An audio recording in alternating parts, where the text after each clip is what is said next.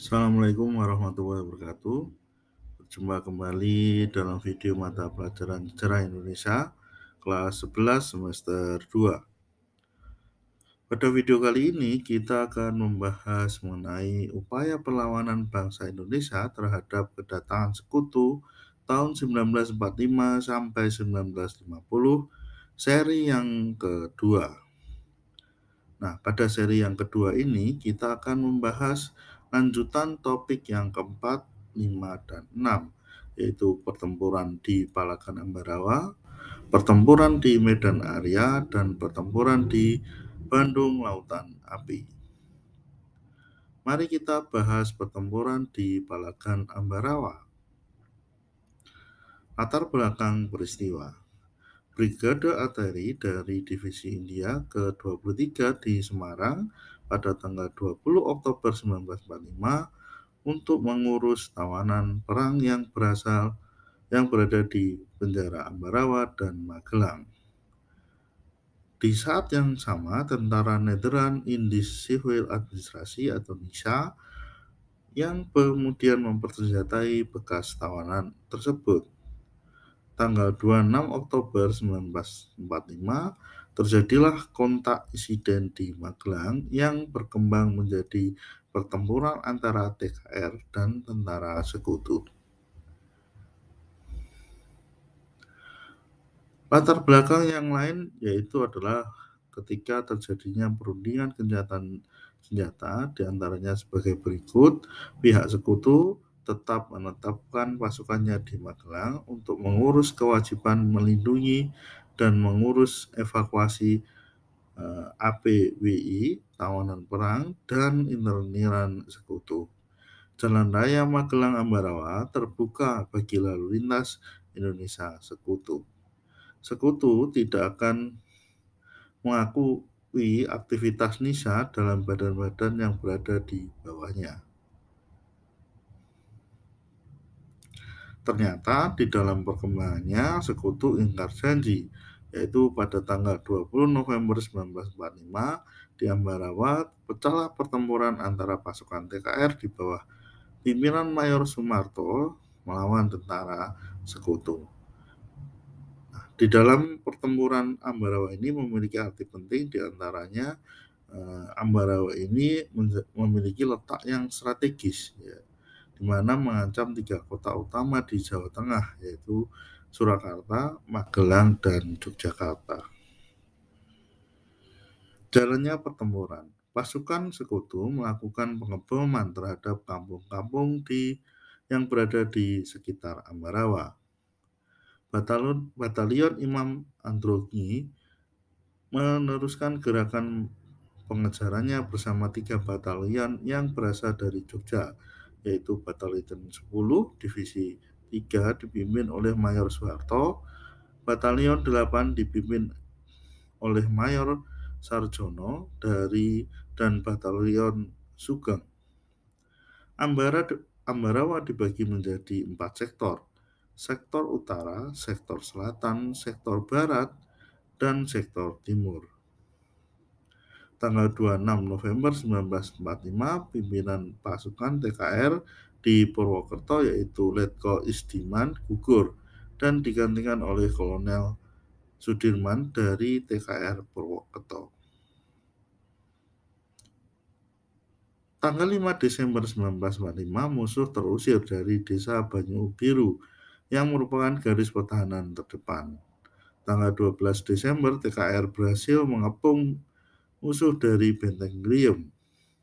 Kota Ambarawa dikepung selama 4 hari dari 4 malam.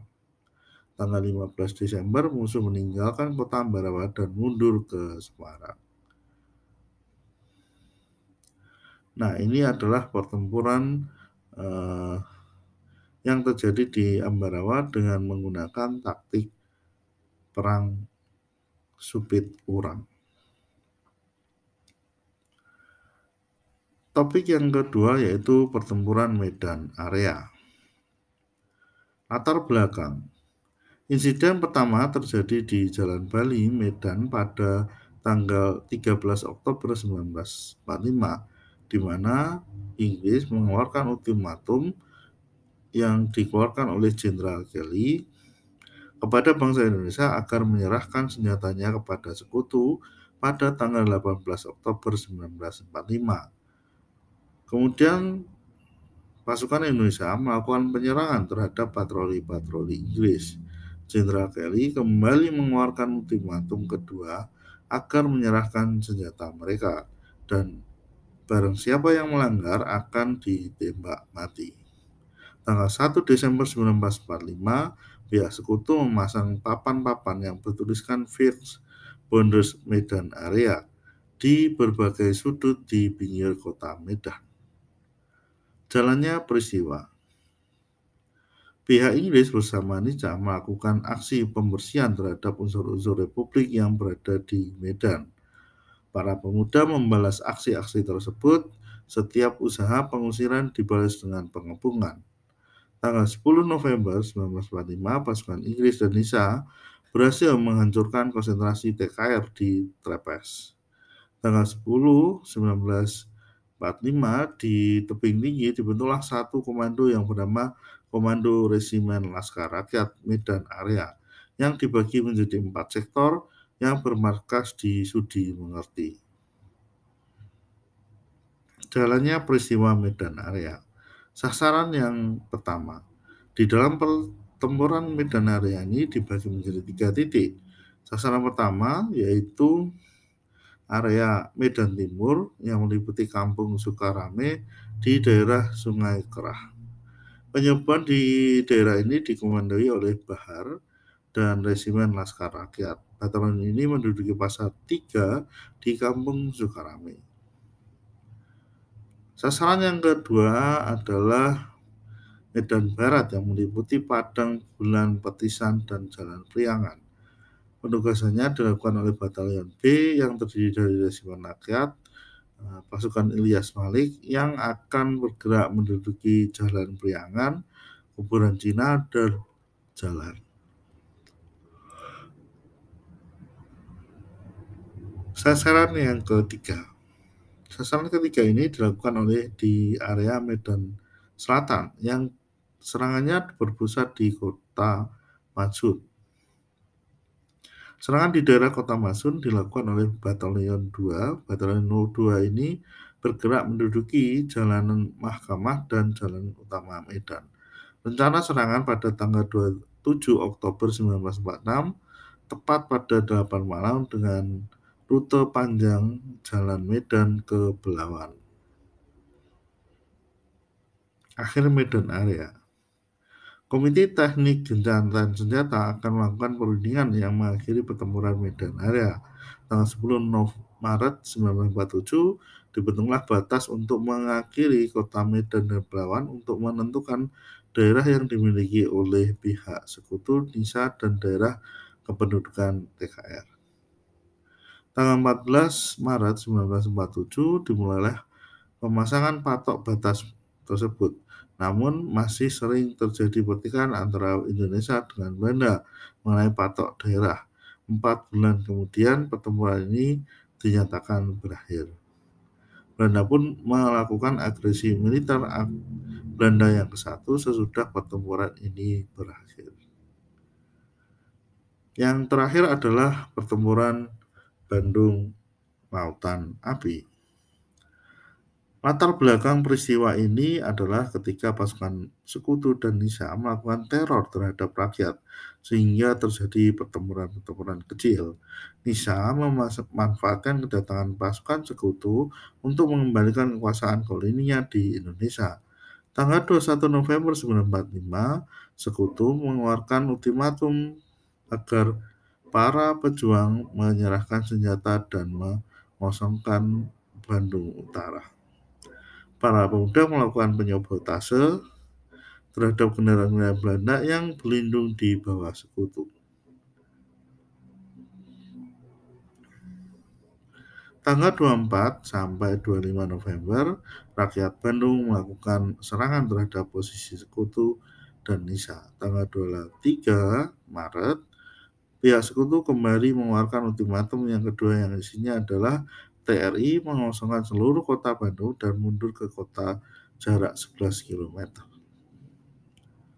Nah, bagaimana respon Indonesia? Pemerintah Indonesia menyetujui untuk mengosongkan kota Bandung. Kolonel Abdul Haris Nasution sebagai Komandan Divisi 3 Siliwangi menginstruksikan rakyat untuk mengungsi pada tanggal 24 Maret 1946. Bangunan penting mulai dibakar dan ditinggalkan untuk mengungsi. Di Bandung Selatan sekitar 200.000 warga mengungsi. Nah, di akhir pertempuran ini adalah warga mengungsi dengan membawa barang seadanya sebagai mengatur perjalanan untuk pengungsian. Sebagian penyelamatan dokumen-dokumen kota, sebagian membakar gedung-gedung penting, bahkan meledakkan bangunan besar, hingga instalasi militer pun dihancurkan. Salah satu gudang misiu diledakkan oleh Muhammad Toha yang gugur bersama ledakan. Yang ketujuh, nah ini adalah peta perjalanan Divisi Siliwangi dari Bandung menuju ke area Jawa Tengah di Solo, yang dikenal sebagai rute Long March Siliwangi. Yang ketujuh adalah pertempuran Operasi Lintas Laut Banyuwangi, Bali. Latar belakang peristiwa. Peristiwa ini terjadi karena Operasi Lintas Laut Banyuwangi, Bali melakukan operasi gabungan dan pertempuran laut pertama sejak berdirinya Indonesia. Pada 3 April ketika pasukan Tentara Keamanan Laut yang dipimpin oleh Kapten Laut Markadi dengan kekuatan 40 ton melakukan operasi lintas laut di Banyuwangi dan Bali. Tujuan yang untuk melakukan konsolidasi, mengatur penggabungan para pemuda rakyat Bali pada saat di Pulau Bali sudah diduduki oleh Belanda. Tanggal 3 Maret, Nisa datang ke Bali dengan maksud Bali sebagai batu loncatan untuk menyerbu Jawa Timur, kemudian mengepung wilayah kekuasaan RI. Selain itu, Bali juga akan dijadikan penghubung antara Australia. Jalannya pertempuran. Letjen Urip Sumaharjo di Markas Besar TRI Jogja untuk memutuskan memperkuat TRI Sunda kecil dengan bantuan senjata dan amunisi dari Gusti Ngurah Rai. Dengan bantuan pasukan M, kemudian pasukan dibagi menjadi 2 bagian, yaitu pasukan darat yang dipimpin oleh I Gusti Ngurah Rai. Pasukan yang kedua, pasukan ini mendarat di pantai Yeh Kuning. Sedangkan yang kedua adalah pasukan laut, yaitu pasukan angkatan laut ini dipimpin oleh Kolonel Kapten Markadi dan Waroka. Pasukan Waroka mendarat di pantai Grigruak dan Celuk Bawang. Pasukan Markadi ini mendarat di antara Cupel dan Candi Kusuma Jimbrana.